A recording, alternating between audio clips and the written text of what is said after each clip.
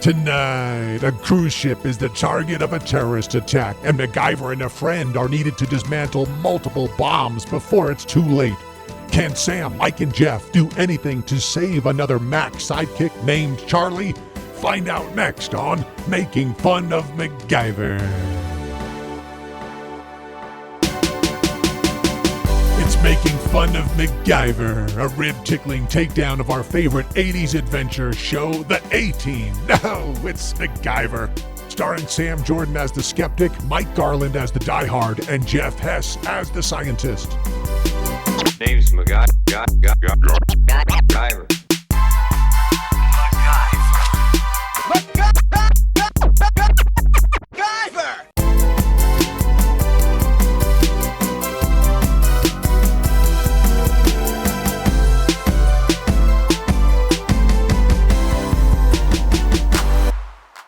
Welcome, everybody. Thank you so much for tuning in. We hope your next cruise does not kersplode. This is Making Fun of MacGyver, the show where we recap, review, and ridicule every episode of the original series, MacGyver.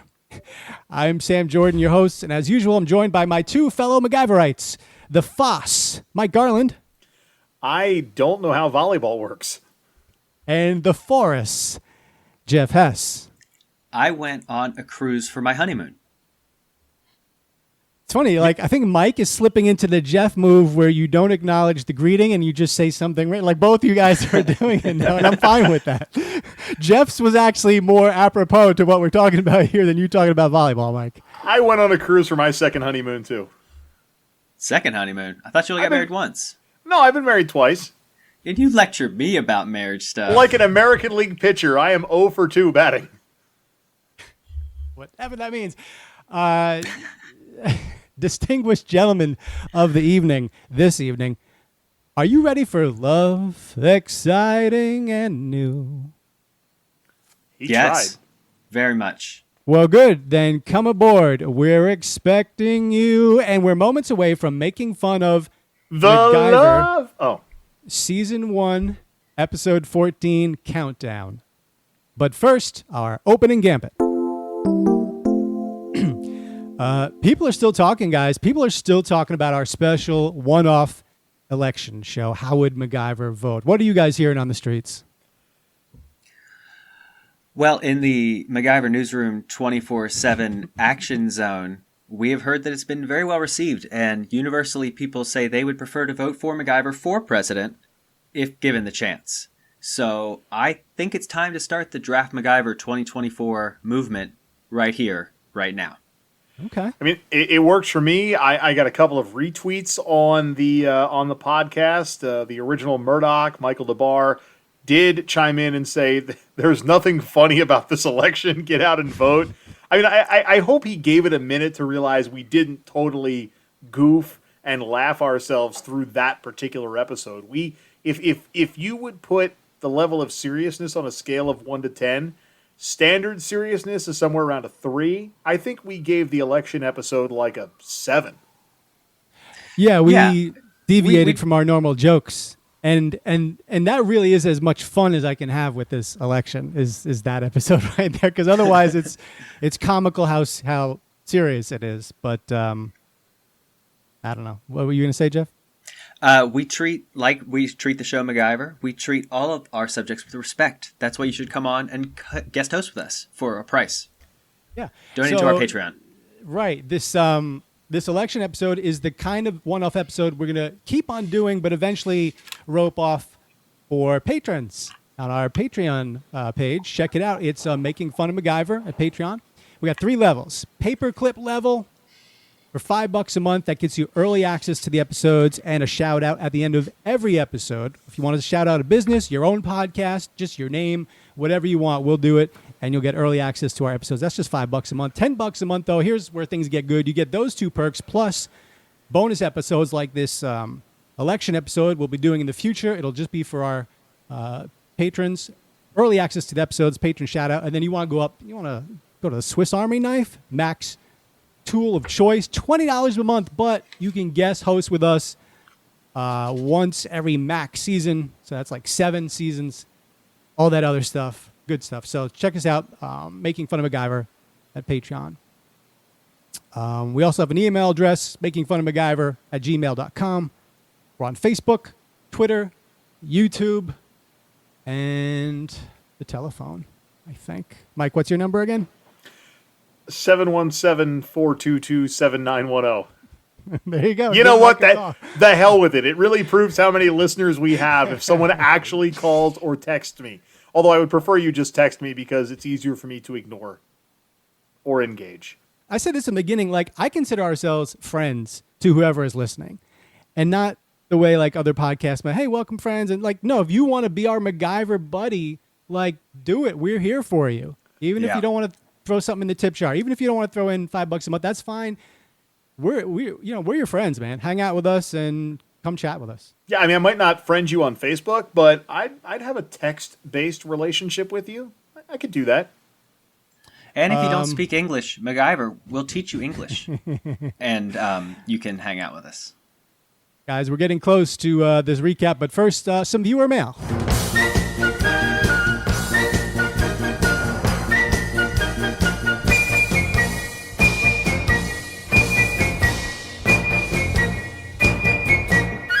All right, this one starts off, says, hey, Sam, Mike, and Jeff, greetings from picturesque upstate New York, where the leaves are splendid this time of year. You guys are great, but do you ever worry that only playing audio cuts of a TV show will frustrate your listeners, like, hearing how MacGyver fixed something really isn't the same as seeing it, you know? Peace out, Corey in Bearsville. Thank you for the email, Corey. Appreciate you listening, but no, I really disagree. I respect your viewpoint, but at the same time, I think it's rubbish. I think a radio or audio recap of a TV show makes perfect sense.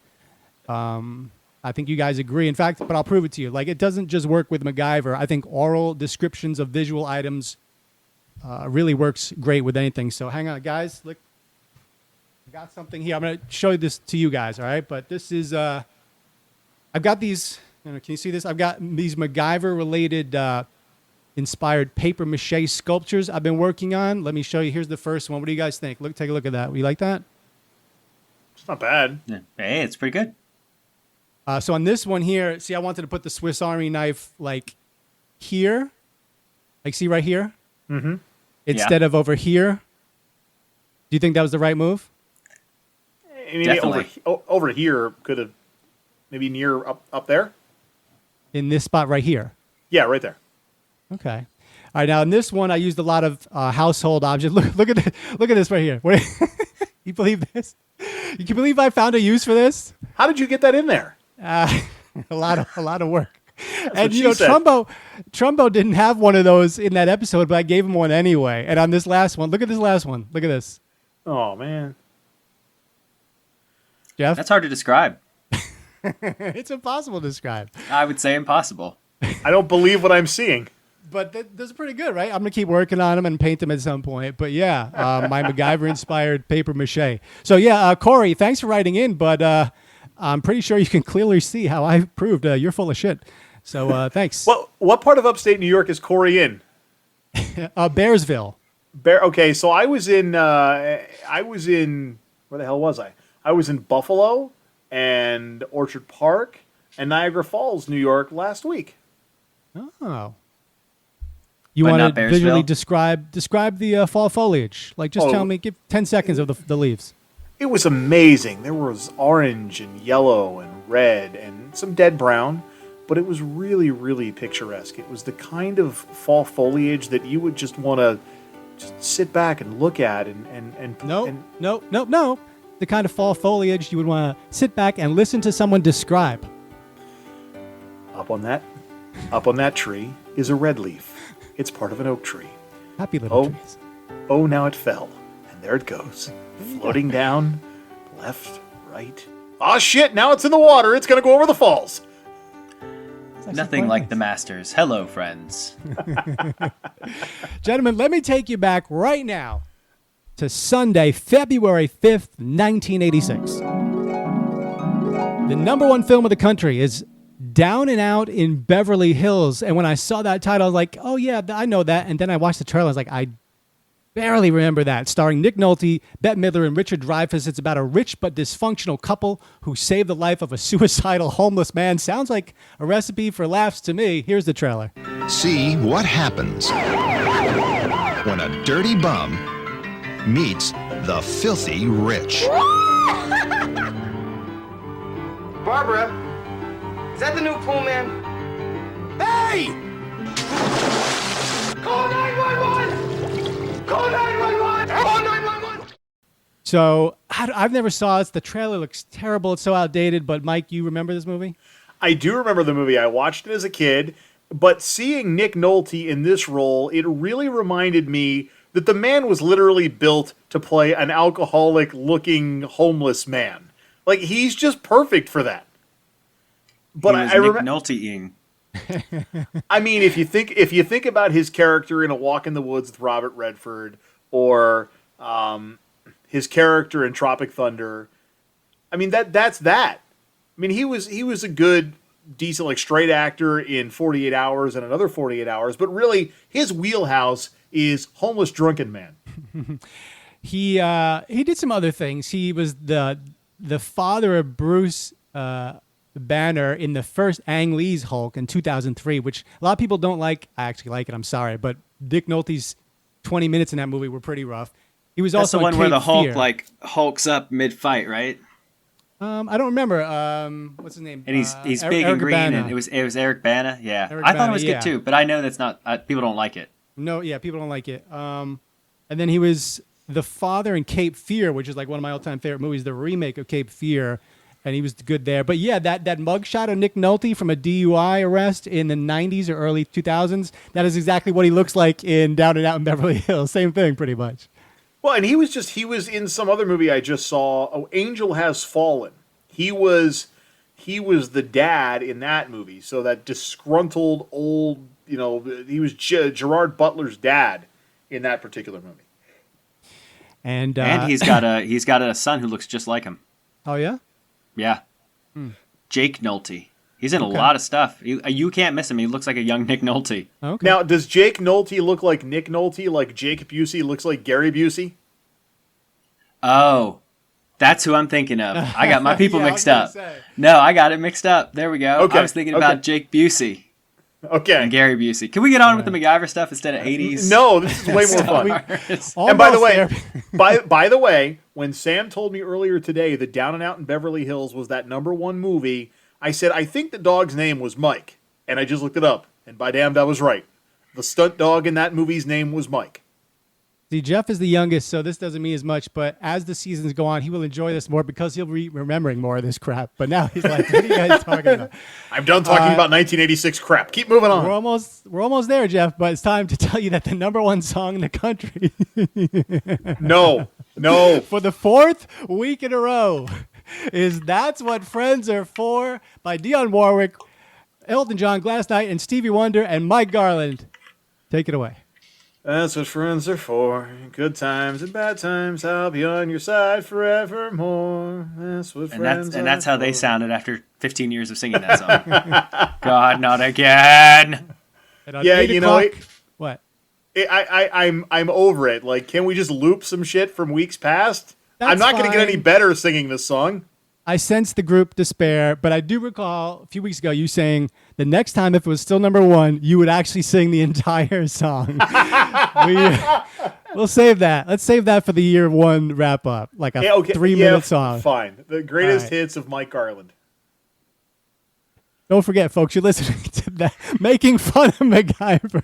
Eventually Where you will be. Where we recap ridicule in every episode of MacGyver. And on 8 o'clock that night on ABC, it's MacGyver Season 1, Episode 14, Countdown. Now let's hand over the reins to master storyteller Mike Garland. And I never thought I'd feel... Oh, wrong song. Wrong thing. Okay, so Axminster 1 of... What was this episode's name? Countdown. Countdown. Is it the final countdown? To be determined.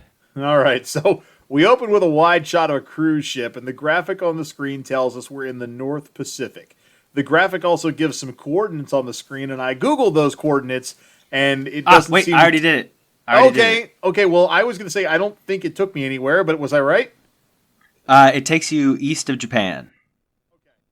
That would be the closest major thing. Like, if I were still in the South, I'd say it's a good little bit. It's a good little bit off East Japan.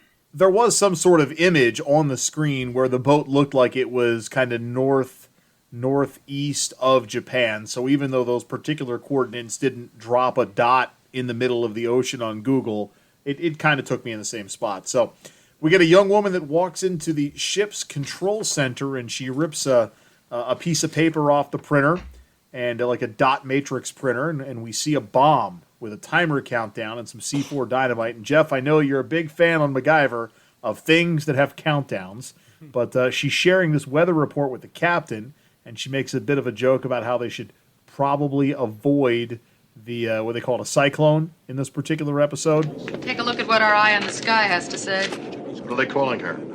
Henry, 200 miles across, and we're headed right down his throat. I think our passengers might object. Not exactly vacation weather. Well, that's what hurricanes are called when they're in the Pacific. Yeah, so she makes the joke about avoiding A cyclone or a typhoon? A typhoon. Okay. Cyclones are the other tornado, the other name for a tornado. So, Sam, you're right, typhoon. The bridge gets a call, and it's passed on to the captain, and this ominous music begins to play in the background as the captain acknowledges that he's going to go check something out, and ultimately there's a bomb threat. The captain says everyone should meet back at the weather computer soon, and the captain opens the door to this room, and the bomb explodes, and the boat shakes, as I do air quotes, but really it's like a camera shaking. 2 portals get blown out, the door's blown out, and I think it's fair to assume the captain also blown out. Done. End of shift for that captain. Does that MacGyver, Jeff? Does it MacGyver? A lot of bombs in this episode. I think too many. It's going to be one of my criticisms. But, I mean, we start right out the gate with just people getting blown up. I mean, these guys go down as easy as Pete Thornton. Oh, wow. And we'll get to Pete. The gun with Pete comes into play a little bit later on. But we cut to an external shot of MacGyver's apartment, and the screen identifies the area as Venice Beach. So we give them credit for keeping him in the same residence for a couple of episodes in a row. And what do you wager the rent is on that? What's the rent on the beachside Venice Beach apartment? 1986 rent for that apartment at Venice Beach. I bet he's dropping at least $1,000, $1,200 a month. What about a California real estate guy? Yeah. Well, I mean, right now, that property would be probably not rented. It would probably all be owned. But if it could be rented, I have no idea. I can't even imagine. This is the first time they tell us Venice Beach. Because remember a few episodes ago, I'm like, oh, yeah, it looks like Venice Beach. And I must have recalled seeing that. But it does look like Venice Beach. But another beach could look like Venice Beach. This is the first time they're flashing that up. I'm like, why are they telling us Venice Beach now if we're supposed to recognize this is where Mac lives? But so be it. They were feeling happy with the Chiron, the Cron, whatever you call it, the titles. And we know that MacGyver is renting because he's making comments and joking around with his lovely landlady. Sure is great to start off a sunny day thinking about the people you like most. My pal Susan, for instance. She's my landlady, the building maintenance person, and the only human being who's figured out how to keep me organized. So, how do I repay her? A 21st century breakfast, of course. How she's the maintenance lady and the landlady and whatever, and he's trying to use robots to serve her breakfast, which ultimately ends with egg all over her feet, which I guess is better than, something else all over her face. So 2 things about this. He's banging the landlady, right? Like, that's why isn't that the cliche? Like, don't you want to stay for breakfast? Who isn't he banging at this point? It kind of opens with a potential bang and ends with a bang. But let me just say from IMDb, Mac introduces his landlady, Susan, as if she's new. But in the previous episode, it says that he's playing tabletop hockey with her. I didn't recall her looking like that girl, indicating they were shown out of production order. But in the previous episode, he's playing tabletop hockey with her, indicating they were shown out of production order. Although she was apparently meant to be a recurring character, she would never appear again from IMDb. So, she was the one that was banging Wayne Gretzky in the previous episode, right? Yes. Whatever the deal was. When he was playing bubble hockey. Yeah, okay. Yeah. So anyways, so the phone rings while he's... wait. The robot. Yes. The robot is Okay. dumb. I want to make a note of this. This is an extremely stupid robot. Robot has some bad robot. robot has some depth perception problems. Phone rings. Pete's on the other end. Mac, I need your help. Last time you said that to me, I ended up in Washington wearing a pinstripe suit and a necktie. Yeah, well, that was a show and tell. This is for real. It's important. How important? Well, a cruise ship in the North Pacific with 1,100 passengers and a bomb threat from some clown calling himself Viking. How's that? Make it kind of tough for a guy to say no. Team briefing at my place. Pete explains the situation to MacGyver, and Pete notes that there's going to be a team briefing at his place, which is that federal building, and that he'll have a surprise for MacGyver as well. And MacGyver gets to the building, rolling in his 1980s era Jeep Wrangler. I like this Jeep that MacGyver's driving in this particular episode, and it's one of many cars that the character will drive over the course of the episode. But he gets there, and MacGyver explains that through a monologue that he's got this contract with Pete that says he can take whatever job he wants, whenever he wants. And he explains that even when he wants to say no, Pete always has a way to entice him. So they've got a thing. I mean, we learned a couple of episodes ago that they have a history together. So it's kind of one of those deals where apparently, even if MacGyver doesn't want to, Pete's a good friend. They've got a history together, so he's going to do things for Pete as Pete needs it. So Mac rolls up. It's also kind of like it's also kind of like his character. He's sort of the reluctant hero. He's the guy who rolls up on things accidentally. He stumbles into these situations. So I think it's kind of part of the thing where he and Pete have like a sort of like a banter, like, oh, I don't want to, like, oh, you do want to kind of thing. And so that helps build to his character type. So as MacGyver pulls up, he sees a face from his past. The guy's name is Charlie Robinson. And MacGyver asks Charlie how his wife's doing, and Charlie makes kind of the subtle pregnancy joke. It says she's been feeling sick every morning for a while now. So they have that big payoff that they've been banging for a really long time, and finally Charlie didn't pull out fast enough, apparently. But Charlie's wife is pregnant, folks, in case you didn't know how the babies work. Charlie. MacGyver feigns congratulations, like that's something MacGyver would want for his own self. We just talked about MacGyver's views on abortion last episode. Oh, way to go! He's like, oh, thank God it wasn't me, under his breath. So Charlie explains he was offered $25,000 to take a job, and then MacGyver counters, Charlie, you get back in your car and you go back home. This one's gonna bail your old dad out. Uncle Sam found me in the computer expert file of his and put $25,000 on the counter. Look, Charlie, this isn't you and me and Nam. And there wasn't a Shirley or a little one on the way back then either. Yeah, I know. And there wasn't a supply company and a home mortgage looking bankruptcy square in the face. because MacGyver knows that if Pete's pulling people into stuff, it's probably some pretty serious work, and he knows that Charlie's going to be in danger. And if you've ever seen an 80s television show, you know exactly what MacGyver saying that to this guy means. Go ahead and just elaborate, just in case. He's getting totally killed. He is not surviving. He is so marked for death. Yeah, it's I did like not they remember put a red this. shirt on him. I know. I did not. Well, as if, that statement wasn't enough. The fact that his name is Charlie. When we just had Charlie on Jumbos. So I'm seeing a thing. If you meet MacGyver within the first 5 minutes of an episode, your name is Charlie, you're toast. You're toast. But guys, let's talk about this huge character backstory moment now that we know the MacGyver was in Vietnam, and it doesn't really add up. Again, IMDb. Pete says that Mac was in Vietnam at a bomb disposal unit. He wouldn't have been there for long as he was a college senior in 1973. By the time he would have gone through basic training, etc., and sent out to his new station, the American involvement there would be practically over. Mike, I think you pinpointed his age a couple episodes ago to being roughly about 28. Right. They're showing him to be 28. But 28 in 85 or 86. How could you be in Vietnam? Didn't we also say that MacGyver didn't go to college? Wasn't that one of the backstories that you've been monitoring, Jeff?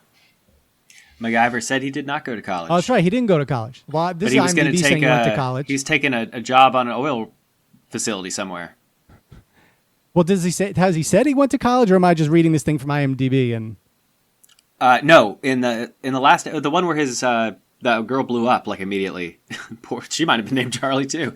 No, he specifically said he did not go to college. So he did not. No, I know he did not. But he wouldn't have been there for long as he was a college senior in 73 is what someone writes on IMDb, but I'm not sure where they're getting that from. No, you just haven't seen the Young MacGyver series yet. There's like a preteen MacGyver who was over there doing these kind of things. Sort of like a Doogie Howser, sort of young Sheldon. Yeah. They did young Indiana Jones. We just haven't made it yet. But he was probably, 13, 14 kid MacGyver. But Mac was in Nam, and that when he was helping the guy in the Vietnam vet who had the flashbacks, the one who couldn't fly the chopper, I don't know if he said, I was in Nam too. You know what I mean? I think they're just retrofitting a little bit of stuff in here. Well, so MacGyver and Charlie, they go arm in arm into Pete's office now, and there's a guy in there that walks up to another fellow. This guy's name is Mike, by the way, and the other fellow's name is Carlisle. So, hey, Mike, Carlisle, it's how convenient for me. And we're off to formulate a profile of the bomber and who the bomber might be. Pete meets Charlie, and Charlie dismisses MacGyver in the moment. And Pete wonders why MacGyver doesn't want Charlie in the mix and all of that jazz, because they were in this bomb disposal unit together in Vietnam, that they were the best, and explains that the first bomb that went off on the boat was a bit of a warning, but it killed the captain. And Pete explains that the Victoria, which, by the way, is the name of the boat, can't go into this hurricane zone, so MacGyver and Charlie have to take a plane to Midway and then a helicopter to the boat. And based on the graphic on the map, this is where, Jeff, I saw that the boat is probably, realistically, somewhere off the coast of Japan. So they identify that there's a strong threat on the boat, but based on the placement of the bomb, it's below the waterline. And they hear this audio from this fellow named Viking, and Viking acknowledges that he's aware of the experts that have been recruited to stop him, and MacGyver goofed on Pete for having such shitty security here that, all of a sudden, this guy can get through and just start talking trash back at him. They believe the call's coming from somewhere in the area of California where they are, but they couldn't really pinpoint it, and we ultimately cut to a private jet zipping across the sky, or who knows, knowing MacGyver, it could be a big paper airplane that someone threw. But anyways, the plane lands safely at Midway, and Mac and Charlie are now in this helicopter, and Charlie's referencing that some of the tools they're playing with are things from their Vietnam days. The tools of our old trade. Boy, these bring back a few memories. Yeah, like the time you locked him for a night out in Saigon. Only the essentials, MacGyver. And if I remember right, you had one of your most memorable evenings at the French Quarter. Oui, monsieur. And you know what I got out of this? I got like a little A-Team vibe. There was some music and the helicopter and the guys going through their tools. It was a little A-Team-ish for me. And I don't know when A-Team debuted, but I got that feel looking back on it. It's always a good time when a helicopter's involved. So they're doing their thing, and the helicopter is coming in sight of the boat, everyone clearing the deck so that Mac and Charlie can come on board, and they begin to rappel their tools down, and all of a sudden the winch malfunctions, and all their stuff just falls into the ocean. It went kerplop instead of kersplode in this case. But all Son their of a wench. Yeah, exactly. All their tools are gone. By the way, the A-Team debuted in 1983, so it very well could have had a real feel A-Team look to it. But all their stuff's into the ocean, and that's the end of Axminster 1. All right. Another thing I wanted to mention with Charlie, Charlie will always be the other Charlie, so it's a shame this guy's name is Charlie. But I was like, you know what? We're 14 episodes in, and it's 1986, and I want to give a mild back pat to MacGyver. The series, Lee David Zlotoff and Henry Winkler, Rich, and all those guys. I want to give him a little back pat for diversity at this point. That's before I realized he was going to get killed, which is its own trope, like the black people getting killed in the horror movie. But I was like, we're 14 episodes in. We've had multiple African Americans in this show at this point, from Reggie, granted just a short little time, in the first episode, the pilot, but there's been a few others, right? Hasn't there been a few others? And I know there's more coming with the Colton brothers, and then a lot more coming. So, yeah, it's 1986, and I'm not saying they did a whole lot there, but just the fact that you make his buddy, having a good moment there with Black Eye, that was like, okay, MacGyver, you're doing a little something for 1986. This is a little something. I appreciate that. And then they kill him. But I'm sorry, spoiling. And then she gets shot. Stubbins and Marlowe. So yeah, do we know if it was Charlie Stubbins and Charlie Marlowe? Charlie, probably, and Charlie Barbara Spencer. But anyways, so this boat, they know that there's a threat on the boat. They get the call from Viking, Mac and Charlie, everything. End of Act 1, getting into Act 2.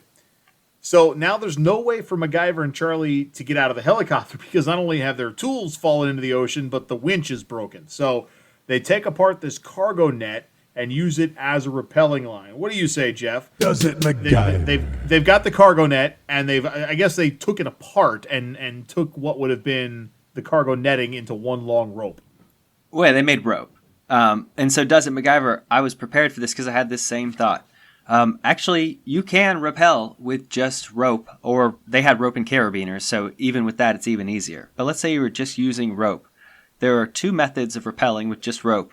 One is called the Dulfersitz method, but we know they're not using that because that one is they pull the rope over the shoulder. So what they're using is called the South African method of rappelling, also known as the double rope or neoclassical method. It gained popularity primarily because it cuts less into your body. So not only can they do it, there's actually a nice way of doing it that's popular, I guess. I wouldn't do it in my free time because I'm scared of heights, but apparently some people do. I'm very much okay with ropes that don't cut into my body. Oh, so it does MacGyver. Nice. Nice. Good job. So MacGyver is getting ready to exit the helicopter, and he tosses his hat to Bob, the pilot. And then Mac and Charlie play this game to determine who goes first, and MacGyver's all hooked up to the carabiner, and he's going down. Cruise ship passengers, say that 5 times fast. Cruise ship who handle all this very well. They are totally unfazed by any of this. Totally, and we've come a long way from the Titanic. Please do not interrupt your shuffleboard games. Please let the shuffleboard continue. So they're kind of in awe as MacGyver and Charlie rappel down onto the boat like, hey, nothing to see here. Let's just keep having fun. So we meet the acting captain. Well, we met her earlier, but officially her name is Carol. We meet Carol, and she asks about the red cargo bag. Was that important? And MacGyver basically says, well, it kind of depends on what we're dealing with. So she takes them off to the engine room to see the bomb. MacGyver wants to know how long she's planning on keeping the passengers in the dark. How long you planning on keeping the passengers in the dark about all this? We're trying to steer around a typhoon, which prohibits any thought of using lifeboats, and there's a bomb on board. What do you suggest I do, Mr. MacGyver? Create panic? Well, if it was me, I'd be awfully curious, especially with Charlie and me coming on board a couple hours after that first bomb went off. Well, tell me, Mr. MacGyver, would you want to know that a very good possibility exists that you could die a violent death sometime during the next 3 hours? Yes, ma'am, I would. And she's continuing to escort them towards the bomb, and she points out and advises that the mysterious pieces must have been put there during dry dock last month because it's not something she recognizes. And they pull kind of the facade, the front of this fake panel to reveal that there's a bomb in the engine room. And I swear these guys are like getting wood looking at these bombs. I mean, it's all about what they want to do. They're very fancy looking contraptions. They've got like 97 triggers. Like there's bubbling water and little piles of powder and all kinds of shit. These bombs are very elaborate. I was finding them soothing to look at. Like I would actually put one of those like in a den, if it just wouldn't explode. But there's like if you nice put little... it in a museum, you could say it was art. Yeah. It looked good. Viking did a good job. So she hands Charlie and MacGyver these random headsets, which literally don't look like they're hooked up to anything, yet somehow in 1985 they're communicating wirelessly with these 2 headsets. And they're talking with Mike back at the federal building about the bomb, and MacGyver explains the layout of the bomb. And the captain's second, I don't know what you'd call this dude's role, but he comes in to inform her that another bomb has been found on the deck, and she explains that the other bomb is now at the other end of the ship. The captain's second comes in. I don't really know what you'd call this guy, and I don't think we learn his name yet. But anyways, he comes in to explain to Carol that there's been another bomb found, and the bomb's at the other end of the ship. So she wants to know how she can help, and MacGyver encourages her to tell the passengers what's going on. And this is where then Mac and Charlie split up, where Mac stays in one part of the boat and Charlie heads off to the other. Charlie identifies the fact that there's something near like a powder, something that's potentially going to cause the explosion. Mac figures that it's probably some sort of seal around this explosion box. And this Viking fellow is now encouraging Pete and his team to drop a $6 million ransom. $6 million is a lot of money in 1986. And he wants him to take it to a bus station so that this he can put it in a lockbox and whatnot. He's going to get it from there. So Pete's going to get the money, and Charlie and MacGyver recognize that Viking is probably not going to tell them how to disarm the bomb, regardless of payment. So Charlie decides he's going to go first this time around, and they're going to do like the step-by-step disarming of the bomb. And Charlie dips a needle into a tube of lube or something like that to help sort of seal it up as he penetrates the seal. He explains that he's going to probe it, and he identifies that if he can get a sample, he's going to try to identify what it is. And he gets close to this tray of the powder or whatever it is, but as air gets in, clearly he's broken the seal. So if air, I need to stop you there because this is important.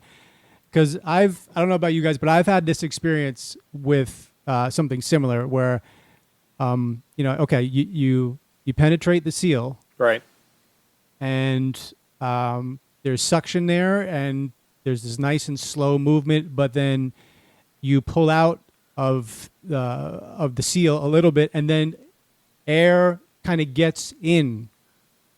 So then when you re-enter, there's friction, but then there's also like audio components. Well, and then ultimately, you end up in the same spot as Charlie, where there's an explosion and your life has changed dramatically. Hopefully not a premature explosion like Charlie's. Yeah, Charlie's explosion was a bit premature. So even though I thought Charlie was going to die, and he does die, we're skipping a little bit ahead of what Mike going to say. So the air gets in there, the powder goes up, and it explodes, and Charlie dies. Charlie gets got.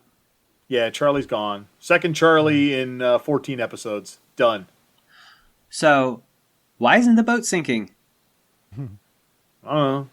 Smallish explosion? What, this guy is like setting test explosions in place? I thought the implied thing was any one of these bombs goes off, the cruise ship goes down. Like, no, you get a mulligan bomb? You're right. The phrase is death by 1,000 cuts, not death by 7 ship explosions. I believe that's not the phrase. There could be a new phrase. So let me ask you this. If you're an up-and-coming Hollywood actor, and they're like, hey, we want to cast you on this show called MacGyver. Oh, yeah, I've heard of that. What's my role? Oh, you're going to play Charlie. Do you decline the role at this point? Let's give a quick mention to the man who played Charlie Robinson. His name is Stephen Williams, and I recognize his face now seeing the older gentleman here. Born in 1949, Memphis, Tennessee. Best known for Jason Goes to Hell, The Final Friday from 1993, The Blues Brothers, 1980, and The X-Files. So good job, Stephen Williams. Sorry your Charlie got offed too soon. So basically, Charlie exploding and dying is the end of Axminster 2. So MacGyver down a sidekick. He is. And we are he's in got a prime backup. position. Oh, yeah. He's always got backup with usually breasts. Let's take a time capsule commercial here and hear this word, folks, from Taco Bell. No matter how you dress up a burger deal, it's still just a burger and fries. Introducing the Grande Meal Deal from Taco Bell. It's a real meal. 2 tantalizing entrees, a medium drink, and dessert, all for $2.89. Choose from 3 delicious combinations. After all, which would you rather have? More exciting burger box or more exciting food? Grande Meal Deals now at Taco Bell. Taco Bell in 1986. I don't know. Something about that doesn't work up my appetite. But I did not have a lot of Taco Bells near me in the 80s. I feel like they became much more popular in the 90s. And the Grande meal, like, I don't know. I just was not eating Taco Bell in the 80s. You guys, I don't know if it was something for you, but I feel it got popular in the 90s. That damn Chihuahua, man. I love Taco advertising campaign. I love Taco Bell, but their campaign of Run for the Border was more like you get runs from the border. Oh, snap. And they can no longer legally call it meat. So there's that. All right. Well, at least it's not Subway making bread out of yoga mats. But I was just going to make a Subway bread reference. Is it Ireland that has shunned their bread? Right. All right. Axminster 3? Axminster 3. We ready for this? Yeah, Yes. Let's do it. All right. So we fade back in with a shot of the ship. The captain and Mike are talking. I guess that guy's name is Mike now. The second. She's talking about briefing the passengers and getting the lifeboats ready, and she comes over to ask MacGyver if he's okay.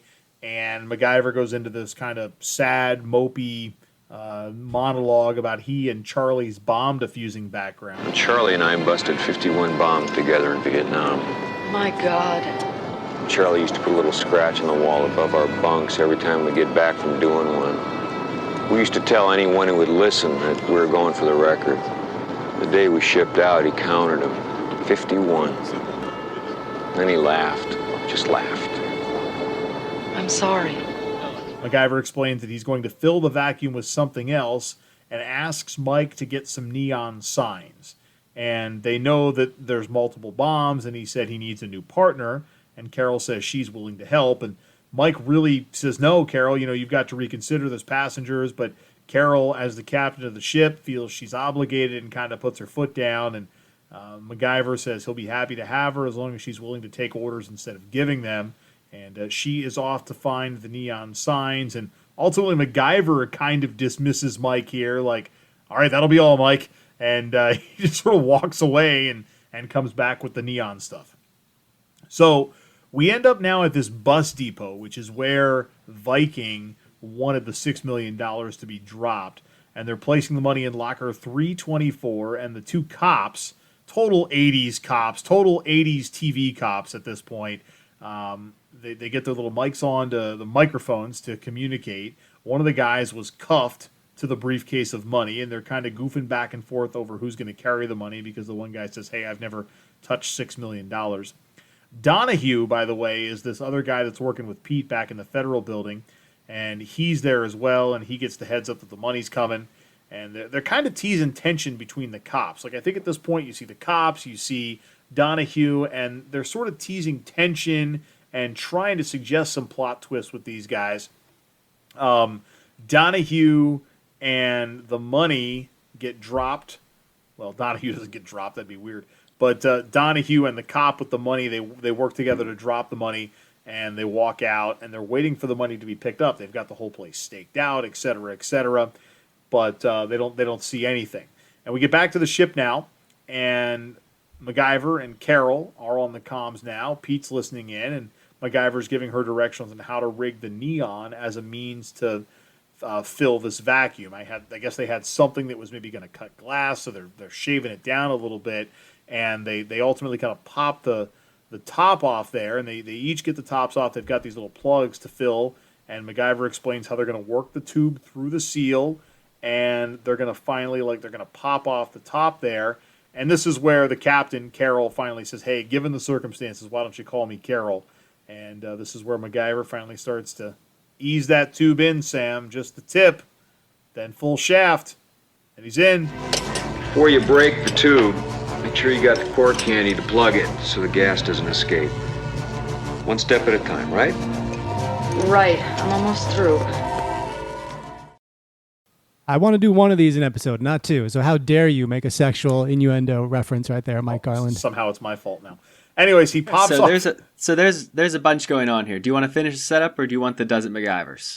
Let's finish the setup here, and then you can pay it off. So okay, because there's several of them. They both do the deal of shaving off the neon tube and corking it and sliding it through this silicone seal, and then they get in and they pop the top off, whatever the cork at the end of the neon gimmick, and they use that as a means of sucking up we'll call it the kaboom dust. And after they pull out simultaneously, they kind of fling the thing off to the side, and it does a quick little explosion. And that's when MacGyver recognizes they've made some progress here. So, okay, Jeff, you've used a neon tube, you've penetrated a silicone seal, you've popped the tip off, and somehow that neon tube has served as a vacuum to suck up the kaboom dust. Does it MacGyver? Okay, so Does It MacGyver? The short answer is yes. Oh my God, this bomb trigger actually does MacGyver.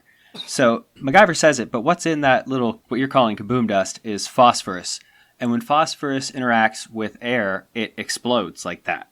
And so that heat would then trigger the little blue light above it for the bomb. In this case, it's a very clever setup because it's held in a vacuum. So if you break the seal, air comes rushing in, sprays that phosphorus everywhere, explosion triggers the bomb. So it's actually pretty brilliant. And when it does that, it forms phosphorus pentoxide, which is phosphorus and 5 I hate oxygens. that crap. Yep. So if you're wondering what does it from the air, it's the oxygen.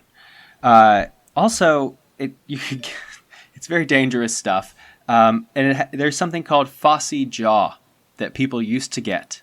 Do you want to know what phossy jaw? Does that come jaw. After the penetration or the tip or the shaft, or how do you get phossy jaw? Do not look up pictures of phossy jaw, but workers, I'll tell you the time frame and you'll get an idea. It was workers at the turn of the century in the 1900s would work with phosphorus, and this was endemic around them from that, and it's not a pretty thing. So that part definitely does MacGyver. Regarding how he gets it out of there with the tube, it's important to remember how vacuums work. It's a difference in pressure. So I'm going to give them some luxury here and say that they're able to keep the neon in the tube. The neon would be lighter than air, so I assume the neon tube has lower pressure in it than the pressure even in the bomb. Even if the bomb's a vacuum, it'd be a vacuum of air, whereas the neon tube is a vacuum with neon in it. Does that make sense? I'm not smart. So what happens is he'll pop that tube off, and because the air pressure is heavier, it doesn't suck it in. The air pressure blows it in. As that air replaces the neon comes out, the other air goes in. So that would then suck it out into the tube. When you throw it, it contracts with the air and explodes. And so that part does also MacGyver. So this whole crazy bomb setup both MacGyvers and is disarmed by a MacGyver. Wow. I'm impressed. It's all legit. Good job. It's all legit. Good job, writers. Good job, Jeff. That's why you're the scientist. Sam, I'm not going to lie. I feel like with the in-depth level of Jeff's Does It MacGyver bits, every now and then there should be a Patreon DIY video set up. Like now, instead of just researching it, Jeff, you have to act it out, and we will post it for folks to pay to see. Well, there's so much it's like you really had to be generous with their setups here. I mean, there's so many failure points in these things, so I do my best and I'm generous with them. All right. So they've done the thing. They flinged it off to the side. They both explode. MacGyver, as I noted, recognizes that they're making progress, and we cut back to the federal building. The phone rings again. It's Viking, and he says that they've acted in bad faith, and he now has the money. But since they screwed with him, he's going to screw them back and not help disarm the bomb. But MacGyver already thought that was going to be the case. And the cops that were there, they go and revisit that locker, and they look and they figure out it's gone, and there was a hidden back panel to the locker. And so Viking has taken off with the $6 million. And this is where Pete shares the news with MacGyver that Viking has grabbed the money despite the stakeout. I feel like we are talking about it, but I want to make clear to everybody, there's a fourth bomb. The reason Carol is working on her own bomb is because they discovered another one after Charlie got blown up. So there's the Captain bomb, the bomb that gets Charlie, and the 2 other bombs. There are 3 of these crazy contraption bombs, and the first one doesn't even sink the cruise ship. End of Axminster. That's all. 4 bombs on this. That's very bad safety protocol. I could not keep track. I lost interest. I was just like, what? Another bomb? Okay, cool. And then time to mess with phosphorus, and I'm looking at my toenails. Well, let's take it down the home stretch, gentlemen. Axminster 4. Mac is talking to Carol about the bombs and how the pipework likely has something to do with the next trigger. Pete gets a printout from his computer about a bomber from 1973. Donahue comes back in, and Pete shows him the printout, but Donahue dismisses it. Pete questions, though, how he couldn't know based on his involvement with something that happened in this place called Cameron Bay. Can you check out that incident at Cameron Bay, 73? Yeah, sure I can. What is it? Well, this is a great piece of booby trap rigging, and I mean good. But anything this fine usually has a personal signature to it. It's not technology, it's art. Art? MacGyver, it's a damn bomb. You just lack artistic taste. And MacGyver kind of has an idea now. He rattles off a bunch of things for he and Carol, milk and whatnot, and they dispatch Mr. Atkins to go find the stuff, and Pete wonders, well, Mac, what if you're wrong?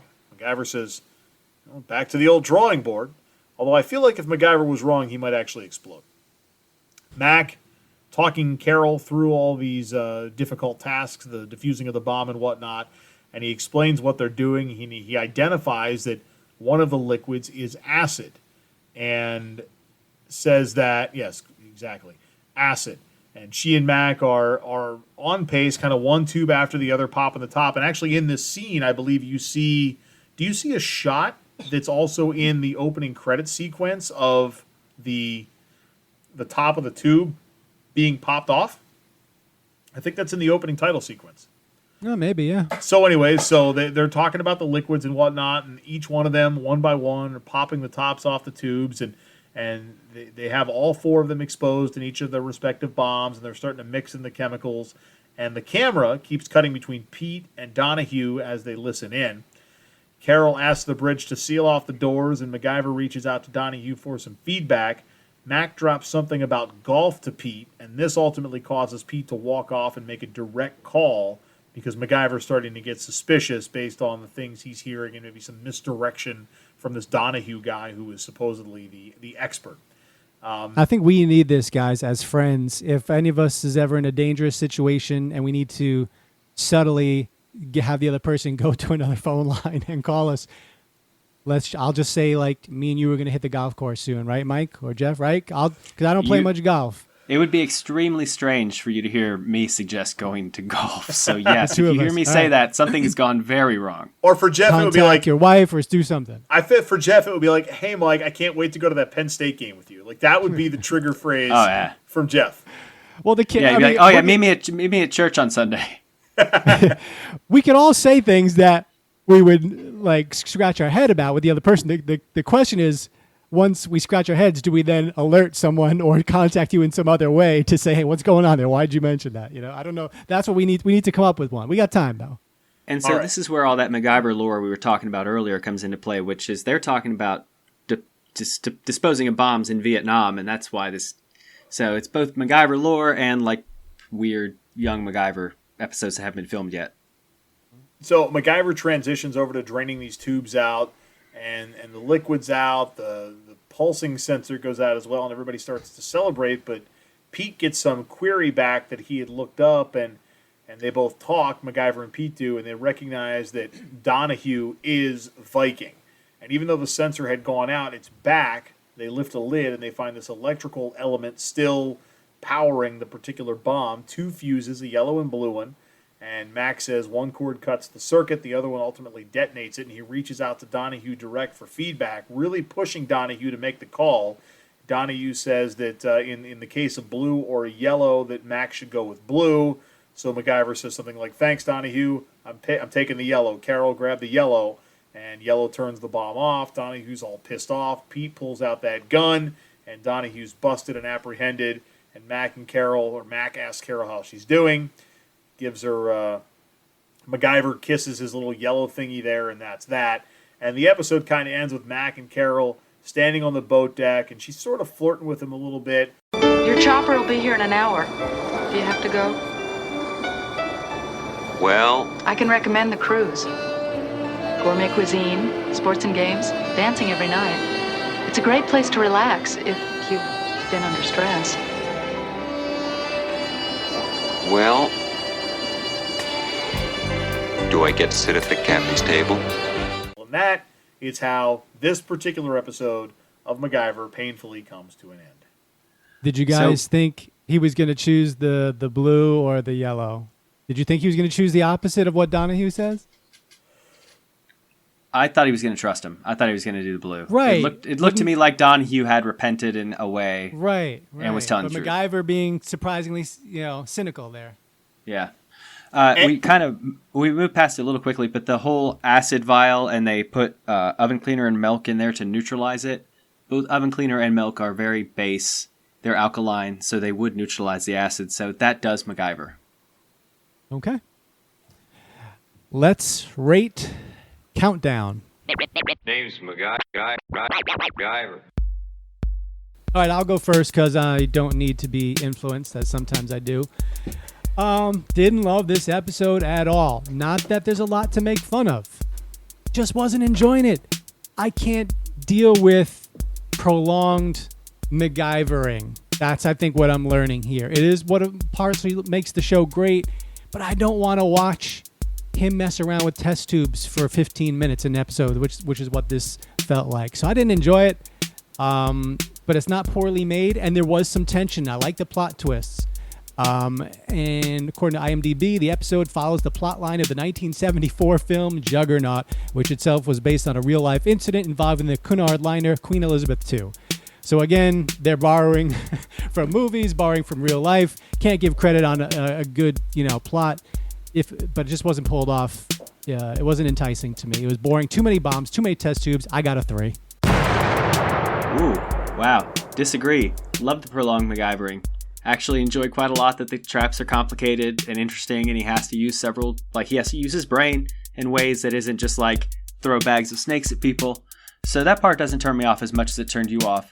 But I will say it's pretty slow moving stuff through much of that. It can be very agonizing watching them fiddle around with that sort of stuff, and the plot doesn't progress all that quickly either. But I think it was more enjoyable, and it was of the standard that I would expect MacGyver to be at, so I'm going to be at a 5. It was a very slow episode. There wasn't a lot of action or jumping from this agenda to that. We've certainly seen a transition now as we are halfway through, or more than halfway through season 1. They've dropped the opening gambit. I feel like the writers, the producers have found their thing and how they're going to do it. And it was pretty quick and to the point. We had a moment earlier when we were recording that I couldn't find my notes, and we were like, well, we'll just wing it. Like, this was basic enough, and I probably could have winged it, but luckily we found the notes so that I could present such a polished product. I'm going to go with a 6 on this particular one, because I think that it showed how MacGyver can think quickly, think on his feet, always changing, adapting. It gets Carol in the mix there to help him finish the task. So I'm going to go with a 6. All right, a 3, a 5, a 6. That rounds out to... This one's rated 5 out of 10 mullets. Out of 10, right in the middle. Our average now for every episode is 4.9. Let me see. Let me just change this right here. You have a spreadsheet, don't you? I do have a spreadsheet. That was the average going in. So now it might be very close to a 5 even. But if you hear the opening credits of our show, Sam Jordan the Skeptic, admittedly, I'm not the guy that loves this stuff. I love making fun of it, and I do really enjoy the show, but boy, sometimes it just doesn't hold my interest. But that's fine. Hang on, guys. Oh, let's count up the MacGyver mentions. And we need to do the worst moment. So for me, the worst moment of this episode, the low point, hard to tell. Maybe too many bombs, but I'll just go with that dumb robot dropping an egg on the landlady's shoe. You beat me to it. That's the only reason I wanted to remind you, because I want to talk about that stupid robot. Yeah, that's the worst. That robot is so dumb. It's so clearly somebody holding like the robot arm. It's so bad. Yeah, so bad. So the worst moment for me actually is at the end. For all the women that MacGyver has rolled through, he's standing there on the boat deck with Carol, and they freeze frame end of show before the kiss. Like, the kiss is coming. They don't give you the payoff. So I don't know who the actress was that played Carol, but maybe she's like, I ain't kissing him. No way. So they teased it, but there was no payoff. You little horn dog. Little horn dog wanting to see some more smooching. Guys, let's count up the MacGyver mentions. So this is where I count up all the time someone said MacGyver, and these guys guess on it. So far, the average per episode is 17.8. And, of course, we'll always have Deathlock, where it was 36, but 40 quails. Guys, how many times did someone say MacGyver in this episode? I watched this one a little before we recorded. I usually like to watch them the day before, so I don't feel like I have a solid grasp on it, but I don't recall it sticking out very much, so let's shoot for average. We'll say 16. I'm gonna go with 26. Did he nail it? No. Sometimes Mike's high guesses are there, but there was a lot of Max in this episode. Pete was dropping a lot of Max. Charlie was dropping a lot of Max. And even the captain was saying Max. So this one is only a 15. Jeff wins this one. All right. Booyah. Maybe, sorry, I have the Eagles game on. Maybe what I probably should start doing, and as much as I don't pay attention to the MacGyver references, I guess from a broader sense, I could take note of, okay, is MacGyver doing something with a friend? Because if he's with the friend, that's where you get the Mac references. If he's just a guy on a mission to do a thing with strangers, that's where you're going to get the MacGyvers. Yeah, that's a good idea. And I think hold on, what is that? There's something buzzing, something ringing. Where's that? Okay, it's this. Let me just. Hello, this is Viking. Oh, holy crap, you're out of prison. You're out of prison. Yeah, sure. You scumbag, you kill innocent people. That's correct, fine. That's, yes, okay, technically I did. And first of all, the bomb didn't even sink the cruise ship, so you're bad at your job, but now what? Sick freak? What are you planning? Viking, tell us! Okay, I have planted multiple bombs. Oh no! We're all gonna die. Mike, we're dying. We're definitely dying. I don't have any oven cleaner on me. I've got no help. Hang on. I think you guys are mishearing me. I'm saying bomb, not bomb. Call the cops, man, now! Definitely call the cops. Guys, Call MacGyver. listen. I've planted bombs. BALMS. I've hidden multiple lip and skin bombs under your desks. Sam, you have vanilla sugar. Jeff, you have velvet mocha. And Mike, you have the all-new white pumpkin chai. It's the all-purpose bomb that's perfect for your lips, face, or any damaged skin that needs sweet-smelling care. This is right for me, but I think we can all agree Mike is definitely the most basic, so he deserves the pumpkin spice. I like this. Okay, tastes good. Yeah. Don't eat it. Please, gentlemen, apply generously to your skin, especially in these cooler months when your skin loses its natural moisture. I'm sorry. You know, I think we were wrong about you, Sorry, Viking. man. No problem, but okay, I need to get back to my volunteering. It's been a pleasure checking in with you guys. I need to get back to my volunteering. I'm a reformed man these days. I actually did my prison time, and now I do 10 hours a week of volunteering with the local bomb squad, helping them however they see fit. So, like if there's an explosive device that they can't figure out, they call you up. You're the because you make explosive. You're devices. the guy they call the bad guy turned good. No, again, sorry, that's bomb. BALM's bomb squad. I'm part of the Bath and Body Works street team. Yeah, we hand out lip balms, lotions, and fragrance mists to local veterans, Vietnam vets. Jesus Christ. I mean, you do you. Well, man. I gotta run, guys. It looks like they needed another case of Champagne Toast body wash on 59th Street. So long, sweeties. Ta-ta. That was strange. It was weird, but at least it wasn't a knock at the door or a doorbell ring and someone threatening our lives. So I hope Jana steals his bombs. I'm using my. You're using it right now. That's amazing. And now let's describe it for Corey in Bearsville. So Mike is applying it to the top lip. Ooh, that top lip is so supple. It's a pomegranate hair lip fusion. Okay. Stay moisturized. You have to stay moisturized. It's getting cold in the north. You can't be ashy. You know that, Sam. Gentlemen, thank you so much. Any final words on Countdown? Come for the cruise ships, stay for the bombs. Mike just enjoys smacking the lips on the bomb. He's penetrating. He's got test tubes. He's breaking the seal. And for Mike Garland, no, you don't talk. For Mike Garland, Jeff Hess, I'm Sam Jordan. Thank you for listening to Making Fun MacGyver. Check us out on the socials. See you in a couple weeks, folks. Appreciate it. Peace.